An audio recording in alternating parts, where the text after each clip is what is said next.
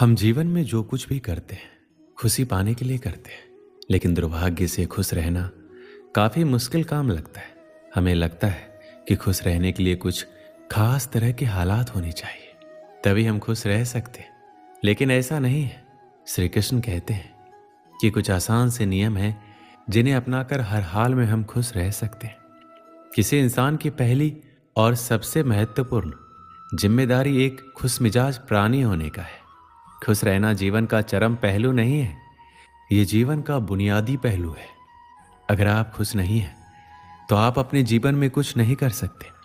अगर आप खुश होकर जीवन जीते हैं तभी दूसरी महान संभावनाएं खुलती है। चाहे आप जो भी करें, आप अपने अंदरूनी गुणों को ही विस्तार देते हैं और जगाते हैं। चाहे आप इस बात को पसंद करें या नहीं, हकीकत यही है। जब तक कि कोई महत्वपूर्ण चीज आपके भीतर घटित नहीं होती।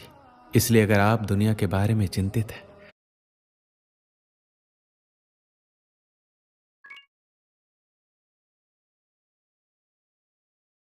आजकल इंडिया में सब कर क्या रहे हैं? ग्रो कर रहे हैं। सारे ग्रो कर रहे हैं। भीड़ में खड़े। इसलिए अगर आप दुनिया के बारे में चिंतित हैं तो पहली चीज आपको यह करनी चाहिए कि खुद को एक खुश मिजाज प्राणी में रूपांतरित करें। इससे कोई फर्क नहीं पड़ता कि आप अपने जीवन में क्या कर रहे हैं, चाहे वो कारोबार हो, सत्ता, शिक्षा या सेवा। आप ऐसा इसलिए कर रहे हैं क्योंकि आपके भीतर कहीं गहराई में एक भावना है कि इससे आपको खुशी मिलेगी। इस धरती पर हम जो कुछ भी करते हैं वह खुश रहने की इच्छा से करते हैं, क्योंकि यह हमारी मूल प्रकृति है। जब आप बच्चे थे तो आप यूं ही खुश थे। वही आपकी प्रकृति है। खुशी का स्रोत आपके भीतर है। आप उसे हमेशा के लिए एक जीवंत अनुभव बना सकते हैं। आज हम इतने जोर शोर से खुशी की तलाश कर रहे हैं कि धरती का जीवन ही खतरे में पड़ गया है।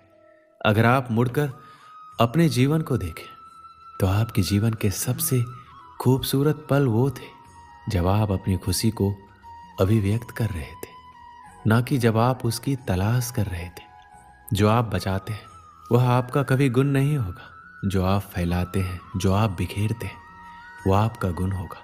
अगर आप अपनी खुशी को बचा बचा कर रखेंगे तो जीवन के अंत में कोई ऐसा नहीं कहेगा कि उसने अपने अंदर खुशी का एक एक अंश बचा कर रखा। वो ये कहेंगे, ये भयानक प्राणी अपनी जिंदगी में कभी मुस्कुराए तक नहीं। लेकिन अगर आप हर दिन अपनी खुशी और प्यार को फैलाएंगे तो लोग कहेंगे, अरे वह एक खुश मिजाज और प्यार करने वाला इंसान था। जिंदगी में कुछ भी करो, हर काम का मकसद सिर्फ एक ही होता है, वो है खुश रहना।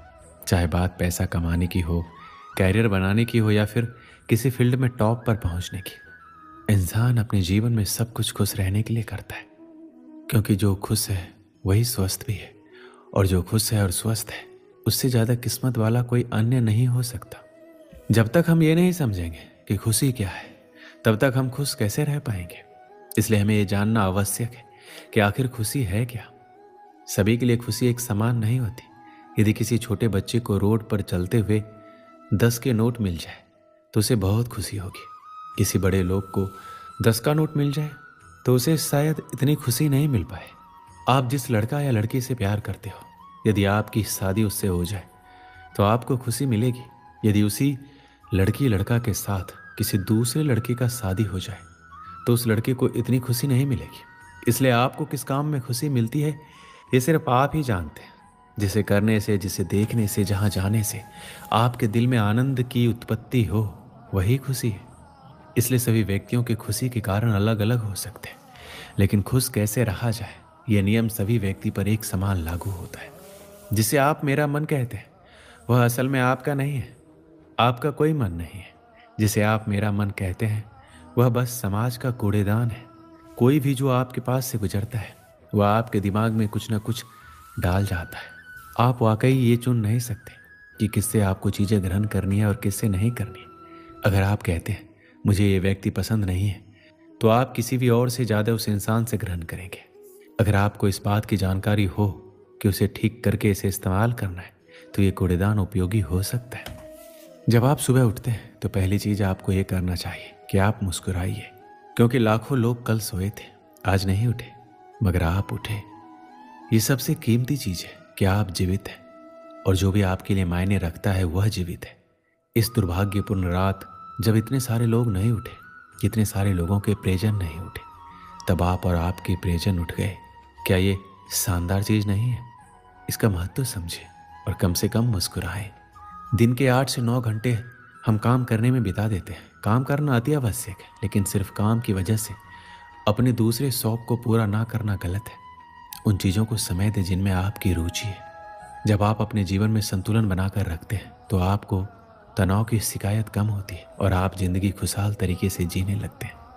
अपने जीवन में पिछली ऐसी सभी घटनाओं को भुला दें जो आपको आज दुखी बनाती है। उन लोगों को माफ़ कर दें जिन्होंने आपको दुख पहुंचाया है। उन गलतियों को भूल जाएं, अपनी भी गलतियों को भूल जाएं, लेकिन उनसे सबक लेना ना भूलें। कभी कभी खुद को अकेला करें और किसी के साथ बैठने की बजाय अकेले कुछ देर बैठें, खुद के बारे में सोचें और याद रखें कि इस वक्त आपका फ़ोन या लैपटॉप या आपका दोस्त आपके पास नहीं होना चाहिए। आप खुद के साथ थोड़ा समय बिताएं। खुद के साथ समय बिताने से तनाव भी कम होता है।